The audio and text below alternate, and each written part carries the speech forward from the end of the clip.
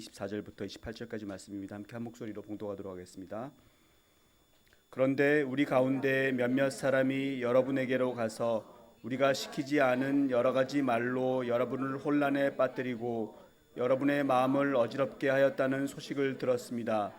그래서 우리는 몇 사람을 뽑아서 사랑하는 바나바와 바울과 함께 여러분에게 보내기로 만장일치로 결정하였습니다. 바나바와 바울은 우리 주 예수 그리스도의 이름을 위해서 자기 목숨을 내놓은 사람들입니다. 또 우리가 유다와 실라를 보내니 그들이 이 일을 직접 말로 전할 것입니다. 성령과 우리는 꼭 필요한 다음 몇 가지 밖에는 더 이상 아무 무거운 짐도 여러분에게 지우지 않기로 하였습니다.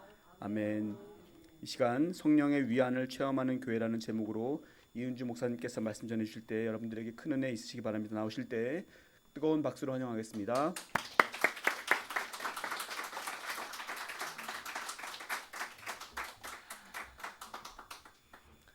여러분 반갑습니다. 좀 전 정말 연주가 너무 아름다웠죠. 10편, 100편의 설교보다 더 제 가슴에 이렇게 감동과 은혜가 있었습니다. 감사드리고 오늘 이 교회 지금 지난번 그 1일 피정에 이어서 두 번째 방문했는데 열정이 느껴지고 순수함이 느껴지는 교회라서 굉장히 참여하는데 제가 영광이고 마음의 기쁨이 있습니다. 반갑습니다. 반포 침례교회가 그 큰 변화의 시기를 보내고 있다고 제가 들었습니다. 교회가 새 성전으로 옮기고 또 50주년을 지나서 이제 새로운 교회로 거듭나기 위한 시간을 맞고 있습니다. 이런 땐 우리 성도님들도 생각이 많으시죠? 어떤 모습으로 어떤 방향으로 우리가 나아가면 좋을지 생각이 많고 또 하나님은 우리 교회를 어디로 이끄시나 그런 마음들이 있을 것입니다. 이런 변화와 도전의 때에는 성령 하나님도 이 공동체 변화에 적극적으로 개입하십니다. 그런 때는 우리가 더 깨어서 그분의 뜻을 묻고 찾으며 식별해서 그에 맞게 변화를 일궈 나가야 합니다. 그리고 그렇게 그 뜻에 협력하는 여정을 온전히 걷는다면 교회는 반드시 열매를 얻습니다. 평화와 위안이라는 열매, 기쁨과 성숙, 그리고 사명의 열정과 이런 뜨거운 열매들을 우리가 얻게 됩니다.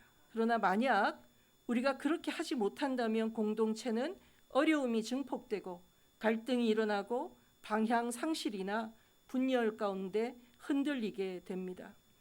성령 하나님은 교회의 일부분이라기보다는 교회에 생명을 불어넣으시고 모든 사역과 활동을 앞서 이끄시는 분이십니다. 여러분, 이분하고 관계가 없는 교회는 없습니다. 하지만 얼마나 밀접하게 일치하고 소통하느냐에 따라서 각기 공동체마다 열매와 그 다른 역사들을 경험합니다.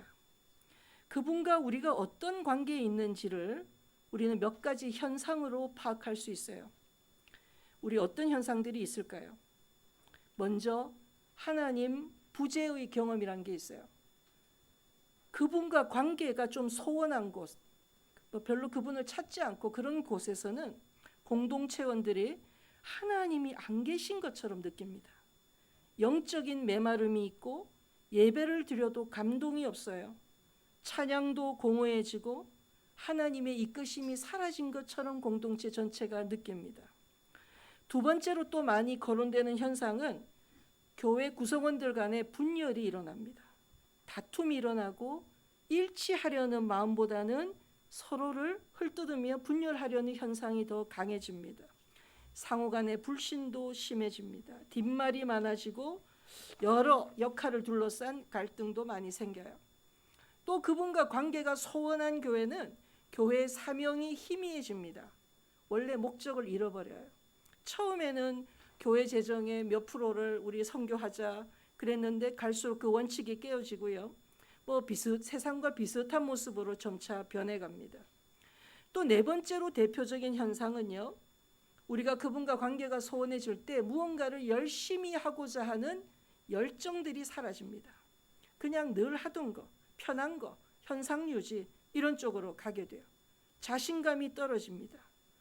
인재들은 많이 모여 있는데 이상하게 열정이 없고 협력이 사라지는 그런 공동체들이 많이 있어요. 그 이유는 그분과 관계가 소원해진 교회들이기 때문입니다. 이런 현상을 뭐라고 부르냐면 황폐 속에 있는 교회 공동체라고 합니다. 따라해 봅시다. 황폐 속에 있는 교회 공동체. 황폐라는 이 말은요, 갈등이나 싸움의 상태가 아니라 공동체가 성령의 생명과 위안으로부터 멀어져 있고 그 방향이 잘못 나가고 있다라는 것을 뜻하는 말입니다. 이 단어를 데솔레이션이라고 하는 데솔라시오라는 이 단어는 황폐, 고독, 실망 여러 가지로 번역을 하는데요. 저는 주로 황폐라는 단어로 사용합니다. 자, 지금 성령과 관계가 소원할 때 이런 현상이 일어난다면 만약 성령과 관계가 아주 밀접한 그런 커뮤니티에서는 어떤 일들이 일어날까요? 희한한 일들이 일어납니다. 안 웃으시네. 그렇게 싸우던 사람들이 서로 예뻐 보이기 시작합니다. 정말 좋죠. 그렇게 이쁘게 보려고 해도 그냥 미운 것들만 보이던 그 커뮤니티가 서로가 예뻐 보이기 시작합니다. 또 이상하게 일치하려는 움직임이 우리 안에서 일어납니다. 시키지 않았는데도 서로 마음과 뜻을 맞추려는 노력이 자연스럽게 일어나는 거예요. 또 사람들이 우리 가운데 하나님이 계시다고 느껴요. 예배를 드리는데 뜨거워지고 찬양을 하는데 하나님이 들으시는 걸 함께 느끼고 그런 아까는 우리가 황폐 때는 부재의 경험이라고 그랬죠. 임재의 경험이 막 일어나는 거예요. 또 재미난 현상이 하나 있어요. 사람들이 뭘 자꾸 하려고 합니다.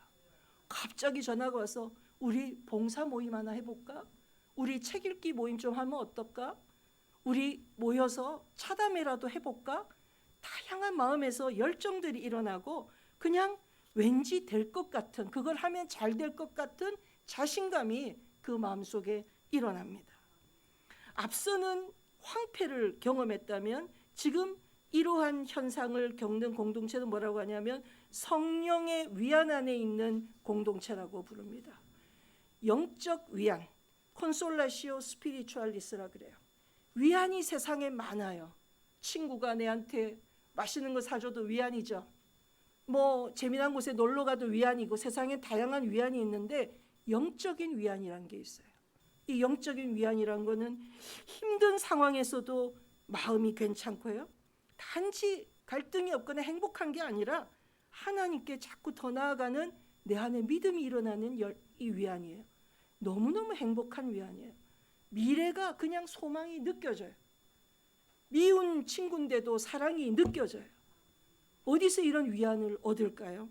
바로 이게 우리가 성령과 가까워질 때 하늘로부터 임하는 위안이라는 것입니다. 지금 반포 침례교회는 황폐를 경험하고 있나요? 위안을 경험하고 있나요?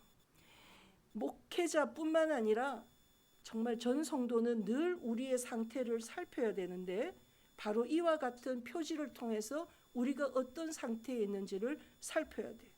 우리 안에 싸움이 자꾸 일어난다. 무언가 하고자 한 말은 있는데 자신감이 없다. 아, 이거 우리가 지금 약간의 황폐가 있는 거야. 우리 안에 성령하고 관계에 무언가 문제가 있는 거야. 그런 인식을 할 수 있어요. 영적인 식별력을 가진 사람이 있는 그런 커뮤니티에서는 이런 걸 딱 보면 바로 알아차립니다. 우리 문제가 좀 있어. 약을 먹던 주사를 맞던 운동을 하던 우리 변화해야 돼. 그러한 생각을 할 수 있어야 됩니다. 자, 그렇다면 오늘 가장 중요한 메시지입니다. 이 성령의 위안은 어디에서 오는가입니다. 우리는 어떻게 위안 가운데 거할 수 있겠는가? 굉장히 조심스러운 질문이에요. 왜냐하면 위안이란 은총이기 때문에 우리가 통제하거나 훔칠 수 있는 게 아니에요. 그죠? 그분이 주고 싶은 곳에 주시는 거지만 우리는 위안을 사모합니다. 그래서 주님, 그 길을 묻습니다. 어떻게 하면 우리 커뮤니티가 살아나고 우리가 서로 이뻐 보이고 한 위안을 얻을 수 있을까요? 이렇게 우리가 주님께 묻습니다. 그럼 어떤 사람은 손을 들어 이렇게 대답을 할 거예요. 성령을 갈망하고 더 많이 기도하고 더 뜨겁게 찬양하고 더 자주 집회를 열고 그러면 되지 않을까요? 또 더 많은 선교를 하고 더 많은 헌금을 하고 그러면 되지 않을까요? 이런 열심을 더 냈을 때 위안이 임하지 않겠습니까? 맞습니다. 그렇습니다. 중요한 요소들입니다. 하지만 이것만으로는 부족합니다. 반드시 그 커뮤니티가 알아야 할 한 가지 내용이 있습니다. 바로 성령의 위안은 우리가 우리의 뜻을 내려놓고 성령께서 우리 공동체를 지금 어떻게 어디로 이끄시는지를 묻는 것에서부터 시작됩니다. 그분이 우리를 어디로 이끄시는지를 식별하고 내가 그것에 응답하겠다고 할 때 강렬하게 일어나는 평안이며 열매가 영적 위안입니다. 핵심은 성령의 이끄심을 묻는 커뮤니티냐, 신앙에 열심은 내지만 내가 내 뜻대로 하려는 커뮤니티냐, 그것의 차이입니다. 자, 여기 한 교회가 있다고 해봅시다. 그 교회 갈등이 많아요. 의욕들이 가라앉아 있어요. 뭔가 새롭게 하고자 하지만 어떻게 해야 될지, 그리고 서로 지금 패가 나뉘어서 싸우고 있어요. 파벌로 나뉘어 싸우고 있습니다. 각자가 모여서 기도회를 하고 있습니다.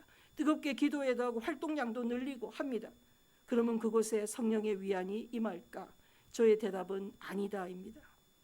여러분, 늪에 빠졌는데 그 늪에서 빠져나오려고 허우적거린다고 늪에서 빠져나오는 게 아니에요. 커뮤니티든 교회든 어디든 그곳이 늪에 빠져 있을 때 빠져나오는 길은 단 하나입니다. 만약 두 개 분파로 나눠서 싸우고 있다, 누가 옳은가를 따지고 있다, 그렇다면 그 따지는 것을 내려놓고 단 한 사람만이라도 지금 하나님께서는 우리를 어디로 이끌고 계십니까를 묻는 것입니다. 그리고 제가 그 뜻을 실천하겠습니다 하는 것입니다. 그것에 집중하는 거예요. 성령이 우리를 지금 어디로 이끌고 계시지? 이걸 살피며 집중할 때 몸이 서서히 그 늪에서 빠져나오기 시작합니다. 개인도 마찬가지예요. 저 집을 살까? 어디서 사업을 시작할까? 내가 어디로 가야 할까? 혼란스러울 때 질문을 바꾸는 것입니다. 성령께서는 지금 나를 어디로 이끌고 계십니까? 이 질문으로 전환을 하면 에고가 요동치던 불안과 그 모든 것들이 가라앉으며 안정이 오기 시작합니다. 양손에 떡을 들고서는 이렇게 이게 좋을까 저게 좋을까, 그럴 때 굉장한 혼란과 불안이 계속 있죠. 그러다 저것이 아니라 바로 성령께서 지금 우리를 어디로 이끄실까 물을 때부터 혼란이 가라앉고 서서히 나아갈 길이 보이기 시작합니다. 왜 그러냐면요, 우리가 이런 질문을 던지면서 주님을 찾기 시작하면서 회개가 일어나기 시작하면서 할 때 성령 하나님이 옳다 하시는 거예요.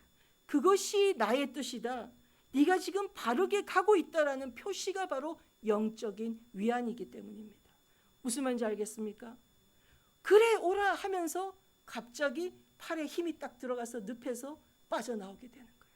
그래 오라, 그 길로 나오면 돼. 다리에 힘이 들어가고 눈이 열려서 보이기 시작하고 내 마음이 열려서 내가 이 길을 걸어갈 수 있을 것 같은 자신감이 생기고 하면서 우리가 나아가게 되는 것입니다. 만약에 늪이 아니라 배를 메타포로 하자면요, 성령께서 우리를 어디로 이끄십니까? 라고 하는 게 바로 이 배의 멋진 돛이 될 수 있습니다. 돛이 있어야지만 바람이 불 때 어디를 향해 나아갈 수 있게 되는 것입니다. 얼마 전 한 단체에서 저한테 상담이 들어왔습니다. 지금 그 단체가 두 파로 나뉘어서 싸우고 있어요. 서로 다 자기 의를 강조하면서 싸우고 있는데 저쪽 사람들이 너무 불법을 행한다고 하면서 어쩌면 좋겠느냐. 제 대답은 당신들 뜻을 다 내려놓고 이 질문을 시작하십시오. 하나님이 지금 이 단체를 어디로 이끄십니까? 그 질문을 도추로 삼고 다른 것 이전에 지금 당신들 눈에 보였던 회의 그 잘못된 것들에 대한 것들을 회개하기 시작하라. 바람이 불기 시작할 것이다. 늪에서 빠져나올 힘이 생길 것이다. 이런 것들은 뭐 같은 세력들을 만들어서 내 뜻을 이루려고 교회들이 말도 못하게 싸우고 온갖 세상적인 방식으로 이런 문제들을 해결하려고 하지만 이런 것과는 전혀 다른 신적 차원의 힘과 위안을 중심으로 가는 길입니다. 이때 팔과 다리에 또 목소리가 나오고 눈이 밝아지고 관계들이 살아나고 사랑이 회복되는 것입니다. 이게 좋을까 저게 좋을까 에고를 중심으로 이익을 따지면서 변화를 깨할 때는 오히려 황폐가 있습니다. 답답해요. 열심히는 하는데 생명이 없고 길이 안 보입니다. 일이 안 되고 힘이 안 생기고 자신감이 없어요. 그러나 모든 걸 다 내려놓고 주님 당신은 우리를 지금 어디로 이끄십니까? 하면서 보면 우리들의 회개할 거리들이 꽤 보입니다. 얼마나 자기의 이권들을 중심으로 우리가 안에서 어떤 이합집산을 했는지 이런 것들을 바로 한 명이라도 무릎 꿇고 회개하기 시작하면 그 공동체에 새로운 위안의 바람이 위안의 새로운 기운들이 움직이기 시작한다는 것입니다. 사람들이 간과하는 게 이겁니다. 교회가 잘 되길 바라고 내 삶도 더 나아지길 바라지만 다들 내 방식으로 하려고 해요. 사람은 본능적으로 주도권을 자기가 가지려고 해요. 내가 통제하고 싶어요. 하나님 더 기도할게요. 열심히 할게요. 전략도 내가 세울게요. 그렇게 하지만 그 활동엔 기쁨보단 피로감이 생기고 분주함은 큰데 평안은 없습니다. 영적 위안은 없고 인간적인 노력들이 교회의 향방을 이끄는 것이에요. 세상에 참 신비로운 것이 이것입니다. 뭐가 신비인 줄 알아요? 사람들이 하나님의 뜻에 관심이 없어요. 멋진 교회를 세우고 싶은 내 뜻이 있는데 이 교회를 향한 하나님의 뜻에 한 시간도 머물며 물어보는 사람이 없습니다. 여러분 제가 비밀 하나를 알려드릴까요? 목회자들이 하나님의 뜻에 관심이 없습니다. 웃으시라고 한 얘기인데 하나님의 뜻에 관심이 있다면 우리의 신학이 벌써 성소신학이라고 하나님의 뜻을 밝히는 신학이 이만큼 발전했을 건데요. 개신교에 관련된 서적도 관련된 길에 대한 연구들도 굉장히 부족합니다. 목사 자기의 뜻을 하나님의 뜻이라고 하며 교회를 이끌어요. 교회 장로의 뜻을 하나님의 뜻이라고 하며 이끕니다. 건설회사 하는 장로가 있는 교회에서 교회 건물을 계속 새로 짓고 그게 하나님의 뜻인지. 교회는 영적 공동체라 세상 공동체가 아니에요. 세상 공동체는 이윤을 중심으로 움직여도 교회는 영적 공동체이기 때문에 이윤하고 관계가 없어요. 교회가 망하는 일이라도 선교하라고 하면 해야죠. 그죠? 교회 재산을 다 들여서 누구를 도와라 하면은 세상 커뮤니티는 못하지 그 일을. 그러나 교회는 할 수 있어야 돼요. 그게 영적인 공동체 특징이에요. 우리의 길은 우리 마음대로 우리의 목적을 가지고 꾸려가는 곳이 아니기 때문이에요. 오늘 사도행전 얘기를 해봅시다. 교회가 어려움에 처할 때마다요 많은 교회들이 초대교회 모범을 이어받자고 하는데 초대교회 모범이 뭔가? 초대교회는 단순히 열심히 일하고 선교한 것이 아니라 초대교회의 특징은요 성령의 이끄심을 함께 듣고 분별하며 순종했던 교회입니다. 제자들이 성령을 만난 중요한 3가지 단계들이 있어요. 첫 번째 단계는 요한복음 20장에 부활하신 예수님이 요한의 집에 모여있는 제자들을 찾아오셔서 숨을 불어넣으시며 성령을 받아라 하십니다. 이때 성령을 받은 제자들은 십자가 사건으로 너무 힘들었던 자신들의 영혼의 회복, 생명의 회복을 체험합니다. 다소 개인적으로 성령을 만난 사건이에요. 두 번째는 사도행전 2장의 오순절 체험입니다. 박해 속에서 제자들이 흩어지는 혼란의 상황인데 이때 예루살렘 공동체가 함께 기도했고 그 결과는 개인의 체험을 넘은 성령과의 만남이 일어납니다. 이제 이 성령은 교회를 세우십니다. 세 번째 성령과의 만남은 오늘 본문이 있는 사도행전에서 보이는 교회와 성령의 관계입니다. 성령에 의해 세워진 교회는 이제 성령과 협력하는 수준의 존재로 성장하고 있어요. 그래서 성령이 우리를 어디로 이끄시는지 함께 찾으며 식별하며 성령과 협력하는 것을 배우는 단계에 들어가 있습니다. 사도행전에 그 이야기가 가득해. 6장에 과부 문제가 발생하고 10장에 이방인 선교 문제가 발생하고 오늘 15장에 할례 문제를 둘러싼 갈등들이 일어날 때 교회는 성령께서 우리를 어디로 이끄시는지를 물으면서 그걸 식별하면서 그 길을 헤쳐나갔어요. 오늘 사도행전 15장을 보면요, 최초의 교회가 모여서 했던 회의를 공의회라고 하는데 처음 공의회가 열려요. 왜 열리느냐? 바울과 바나바가 1차 선교 여행을 하면서 이방인들을 많이 전도를 했어요. 그랬더니 유대교 그리스도인들이 너희가 모세의 법대로 할례를 안 받으면 구원을 못 받는다, 이런 주장을 합니다. 그게 15장 1절의 내용이에요. 예수 믿는 것만으로는 구원을 못 받고 할례나 율법을 준수해야 된다, 이런 주장이 생겼을 때 바울은 반대하죠. 또 이 문제를 해결하기 위해서 예루살렘 공의회가 열립니다. 그 진행 과정을 보면은 베드로가 먼저 증언을 하고요. 그래서 베드로는 자신의 고넬료 사건이라는 게 있는데 그 경험을 이야기하면서 이방인에게도 성령을 주셨고 하나님은 이방인을 차별하지 않으십니다, 이런 이야기들을 하며 이 갈등에 대한 의견을 말합니다. 또 바울과 바나바도 선교 보고를 하며 이 갈등에 대한 자신들의 의견을 말합니다. 점차 그것이 진행되면서 사도행전 15장 후반부를 가면 교회는 점점 듣고 서로 듣는 거예요. 듣고 토론하고 기도하고 경험을 나누며 함께 하나님의 뜻이 무엇인지를 어떻게 해요? 따라해 봅시다. 더듬더듬. 하나님의 뜻은 명확하게 드러나지 않습니다. 우리가 더듬더듬 함께 듣고 토론하고 기도하고, 그러나 그 여정에서 우리는 점차 눈이 열리고 점차 성숙해지면서 나중에 15장의 마지막에 딱 갔을 때 뭐라고 나옵니까? 그 결과 성령과 우리는 땅땅땅땅 하기를 결정하였습니다. 성령과 우리는, 다른 버전들에는 결정하였습니다라고 번역되어 있습니다. 성령과 우리는 이방인들에게 어떤 불필요한 다른 짐들을 지우지 않기로 결정하였습니다. 하나님의 뜻을 우리 마음대로 결정한 것도 아니고 성령과 우리는 함께 결정하였다. 즉 성령의 뜻을 아는 그 여정을 쭉 걸어간 거예요. 사도행전의 이 예루살렘 교회가 듣고 토론하고 하나님의 뜻이 무엇인지 성경을 찾아봤다는 것도 나와요. 구약을 찾아보고 결론적으로 이것이 하나님의 뜻이군요. 이방인들에게 율법이나 할례 같은 짐을 지우지 않는 것이 하나님의 뜻입니다라고 결정하였습니다라는 표현이 나옵니다. 그래서 이걸 공동체의 식별이라고 하는데요.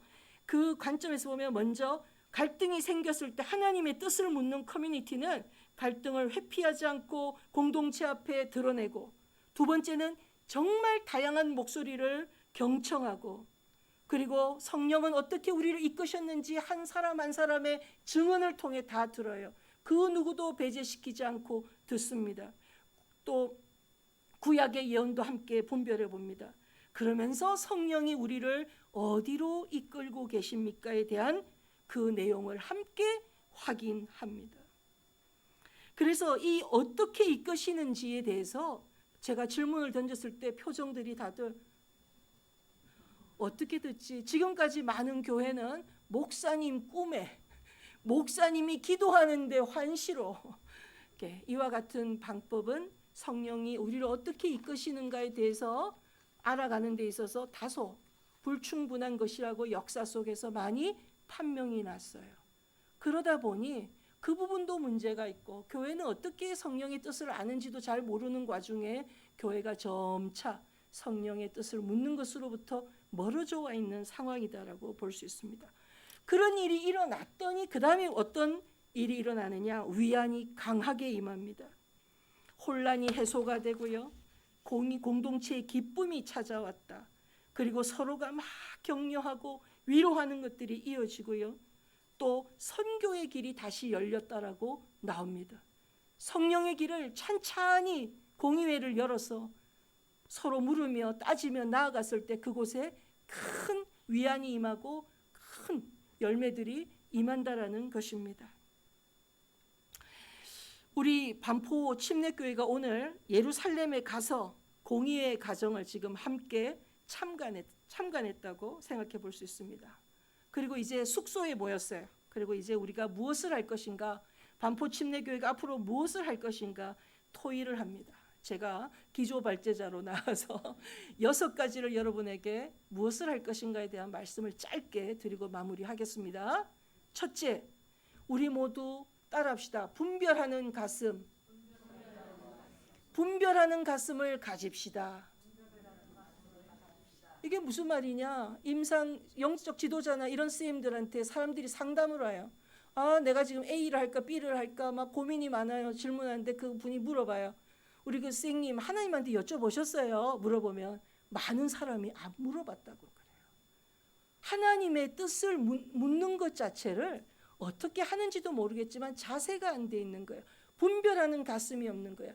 어떤 일이 생기건 하나님은 어떻게 이 문제를 바라보실까? 하나님은 내가 지금 여기로 학교를 갈까 저 학교를 갈까 있어서 하나님은 어디로 이끄실까를 묻는 그 가슴을 장착하는 걸 분별하는 discerning heart라고 해요. 분별하는 가슴을 가집시다. 우리 모두 다. 두 번째는 성령의 움직임을 어떻게 알아차리는지 그것에 대한 훈련이 필요해요. 공동체 훈련을 합시다. 두 번째는 그겁니다. 세 번째는 우리 교회 공동체의 현실이 어떤지 정직하게 봅시다. 이름을 붙여봐요. 그리고 우리는 서로 신뢰하지 못하는가? 우리 안에 어떤 두려움이 있는가? 우리가 뭘 잃을까 봐 방어하고 있는가? 반복되는 갈등의 패턴은 없는가? 이런 관찰의 단계인데 이거를 정직하게 이름 붙이기를 통해서 우리 안에 있는 취약점, 죄악, 또 성령과 괴리된 부분들을 보는 것입니다. 제가 시대의 징표, 식별 이런 강의를 하는데요. 제가 많이 하는 작업이에요. 여러분, 가장 많이 하나님께서 우리에게 성령께서 우리에게 보여주시는 것들이 현상을 통해서 많이 나타나요. 그래서 우리가 관찰을 통하여 우리 안에 어떤 부분들이 많이 나타나는지를 이렇게 모아서 이름을 붙이고 회개를 시작하면 아까 말했던 위안들이 또 체험됩니다. 팍팍팍 그분과 협력하여 앞으로 나아갈 수 있게 됩니다. 자, 그다음 네 번째는 상호 경청의 훈련을 합시다입니다. 성령은요, 여러분 모두 다 대리자예요. 성령의 대리자는 목사 한 사람이 아니에요. 오늘 침례교회에 오니까 목회자와 평신도 이런 별로 느낌이 안 나서 너무 좋아요. 저는 평신도 교회를 오래 했거든요. 평신도 교회, 그러니까 평신도가 중심이 된 교회 10년 담임을 했었는데, 그래서 목회자와 우리 평신도라는 단어는 원래 개신교에 맞지 않는 단어예요. 그죠? 우리는 만인 사제라고 했으니까 실은 평신도는 없는 거야. 모두가 다 성직이에요. 여러분들도 다 성직이에요. 그죠? 다른 말로 바꾸자면 우린 모두 다 에이전트. 에이전트란 뭐예요? 내가 주인이면서 주인이 아닌 게 에이전트예요. 그죠? 나한테 많은 게 위임이 돼 있어서 내가 어디 가서 내가 에이전트로 집을 사는데 내가 내 뜻을 많이 발휘할 수도 있지만 내 건 또 아닌 그런 관계가 에이전트야. 하나님과 우리의 관계가 대리자 관계야. 근데 누가 대리자냐? 목사만 대리자 아니고 장로만 대리자가 아니고 여러분 모두가 다 대리자예요. 그렇다면 무슨 말이에요? 성령은 교회에 어떻게 말씀하시냐면 모든 사람을 통해서 말씀하세요. 성령을 알고 들으려면 당신의 소리를 들어야 돼. 옆에 있는 동료의 소리를 들어야 돼. 다양한 의견이 들린다고 혼란스럽다고요? 아닙니다. 그 길을 걸어가 보세요. 정말 신비로움들을 경험해요. 우리의 생각들이 모아지고 우리 안에서 이게 바로 성령의 뜻이지라는 깨달음들이 일어나는 순간들이 계속 옵니다.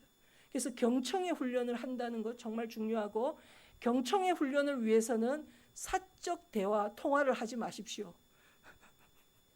교회 문제가 서로의 의견과 뜻을 서로 알고 싶다고 예배 끝나고 집에 가서 전화해서 김 지사하고 박 집사, 김 권사 서로 통화하면서 너는 어떻게 생각해? 나는 이렇게 생각해. 저 친구는 너무 나쁜 것 같아. 어느 사람이 우리 교회를 너무 어지럽혀. 막 이런 얘기들 하는데요. 전통적으로 이 식별에 있어서 경청의 훈련을 한다 하는 것은 어떤 특정한 정해진 룰을 가지고 평화의 턱으로 모인 자리에서 나는 이렇게 하나님의 뜻을 보았습니다. 그 끝. 너는 왜 그렇게 보았니? 라고 따지지 않아요. 무슨 말인지 알겠죠? 그냥 모두가 다 자기 얘기를 할 수 있는 기회를 주는 거예요. 대신 그 전에 서로 전화하고 이런 거 안 해요. 다 하나님만 바라보며 하나님과만 대화하고 모였을 때 어떤 이슈가 있다. 그러면 우리가 이전을 할 거냐? 새로운 건물을 지을 거냐? 내가 일주일 동안 기도해보고 모였는데 저는 하나님의 뜻을 이렇게 들었습니다. 보았습니다. 오케이. 또 어떤 사람은 저는 이렇게 들었습니다. 다 듣고 그러면 한 서너 가지로 좁혀져. 그러면 또 돌아가서 각자 기도하며 마음들이 움직이기 시작하는 거예요. 그래서 이런 우리가 정말 하나님의 뜻을 찾아가는 여정은 오늘 여기는 만장일치라고 했는데요. 교회 전통은 만장일치를 중요하게 봤어요. 근데 저는 만장일치보다 깊은 일치라고 부릅니다. 깊은 일치는 시간이 좀 걸려도 계속 걸어가며 조율되어져 가는 여정을 말하고, 요즘은 만장일치 제도를 하지 않고 최종적으로 한 달을 기한을 두고 우리가 협의를 했으면 한 달 뒤에 것으로 많이 결정을 합니다. 그렇게 해도 그 안에서 많은 걸 우리는 알게 되고 깨닫게 됩니다. 그리고 성령께서 이끄시는 것을 우리 안에서 담을 수 있다라고 생각이 들어요. 그 다음에 5번째는 불편심을 훈련합시다. 불편심이란 말은 indifference, 영어로는 indifference예요. 편이라고 하는 것은 편향되다라는 마음이에요.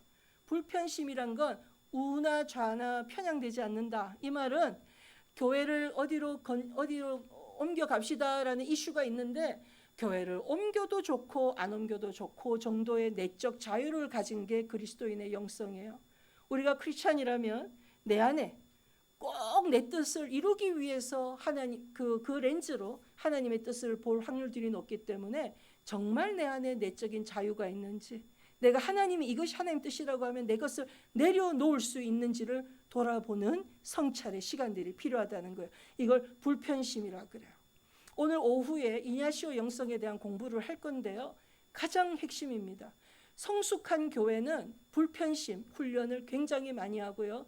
또 이해 뭐라고 그러죠? 그 이해관계에 얽히지 않는 훈련들을 많이 해요. 정말 회의를 하는데 건축할 것인지 회의를 하는데 건설회사를 하고 있는 장로님은 그 회의에 들어오면 안 되겠죠. 그죠? 당연히 굽잖아요. 판단이 굽죠. 굉장히 중요한 이슈입니다. 너무너무 중요한 이슈예요. 이런 것들이 지켜져야지 돼요. 그래야지 그 커뮤니티가 하나님의 뜻을 온전하게 받을 수 있어요. 인간의 뜻대로 마구마구 왜곡되고 휘둘리지 않는다 이 말이에요.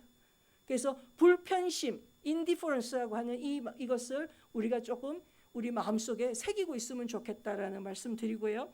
마지막으로는 식별의 공간 만들기, 상호 경청의 자리를 만드는 것입니다. 여러분들이 정기적인 영적 대화 모임들을 만들면 좋겠어요. 이거는 일반 회의하고는 완전히 다른 거예요. 일반 회의는 문제 제기, 의견 충돌, 결정 이런 시스템이라면 영적 대화는 질문 자체가 하나님께서 지금 반포 침례교회를 어디로 이끄시는지 그걸 묻는 것에서 시작되어서 다양한 질문들이 있겠어요. 여러분들이 우리 교회는 언제 하나님을 제일 많이 뜨겁게 체험했나? 이 질문 하나를 던지고 영적 대화를 하는 거예요. 그러면은 우리는 내가 경험하기로는 선교 활동을 할 때 우리 교회가 가장 많이 우리의 카리스마가 빛나고 우리가 정말 은혜를 체험했어. 그럼 그게 우리의 실은 하나님이 맡기신 사명일 수 있죠. 그와 같은 대화를 이게 오라 저게 오라의 대화를 배제한 채 모두가 영적 대화로서 모여갖고 자기의 느낌들을 솔직하게 이야기하고 자기가 생각하는 하나님의 뜻을 솔직하게 이야기하는 그런 공간들을 계속 만들어 가야 되겠다, 그런 생각이 듭니다. 이때 영적 대화의 원칙은 나는 이렇게 식별했다입니다. 너는 왜 그렇게 말하느냐 비난하고 따지면 안 되고요. 이런 대화에 있어서 사적 대화를 최소화할수록 더 좋습니다. 오늘 함께 나눈 이 이야기들이 어렵게 여겨지는 분들도 계실 것입니다. 그러나 교회는 영적 공동체이기 때문에 결정하는 문제, 선택하는 것에 있어서 실용성이라든지 소비적인 관점, 세속적 가치를 중심으로 행하면 안 됩니다. 이익이 없어도 하나님을 위해 해야 하는 일이라면 결정할 수 있습니다. 기업은 이윤을 만드는 것이 목적이지만 영적 공동체로서의 이 교회는 다른 목적을 갖고 있기 때문입니다. 여러분, 세상에서 성령의 위안보다 더 좋은 것은 없습니다. 인간의 한계와 능력을 뛰어넘는 하나님의 은혜를 우리가 실제로 누리게 됩니다. 이 영적 위안 속에서 경쟁하던 우리가 서로 사랑하는 동력자가 되고 불투명하던 미래가 굉장히 밝은 소망으로 실제적으로 넘실됩니다. 서로의 의견 차이가 공동체를 더 풍성하게 만드는 배움의 자리가 되는 그런 가능성이 성령의 위안과 함께 옵니다. 그리고 받은 이 위안은 밖으로 흘러나가게 되어 있습니다. 이게 사랑의 미션이 일어납니다. 이 사랑의 미션을 행하는 주체로 우리가 실질적으로 변화되어 서 있는 것을 보게 될 것입니다. 반포 침례교회 이 변화의 때에 성령께서 일으키시는 생명의 움직임을 잘 식별하고 그 부르심에 아름답게 또 순수하게 응답하는 공동체 되어서 성령의 생명과 위안이 넘쳐나는 역사를 만들어 가시기를 저도 함께 기도하겠습니다. 감사합니다. 잠시 침묵하시겠습니다.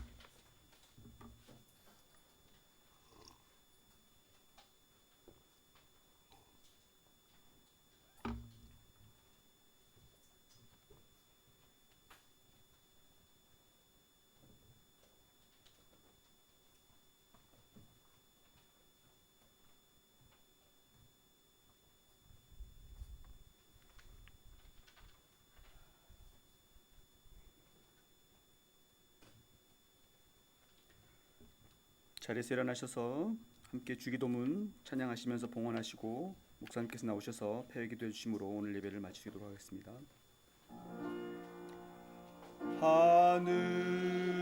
하늘에 계신 아버지 이름 거룩하사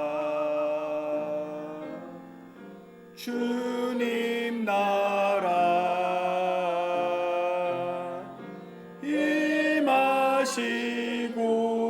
임하시고 뜻이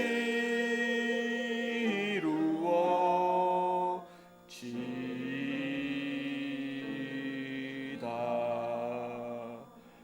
일용할 양식 주시고 우리들의 큰 죄 다 용서하옵시며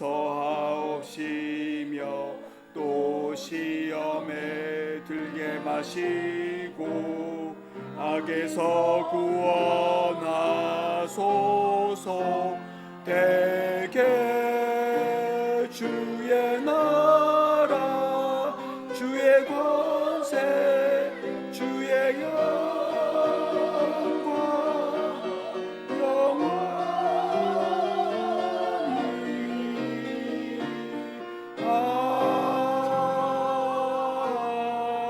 아멘.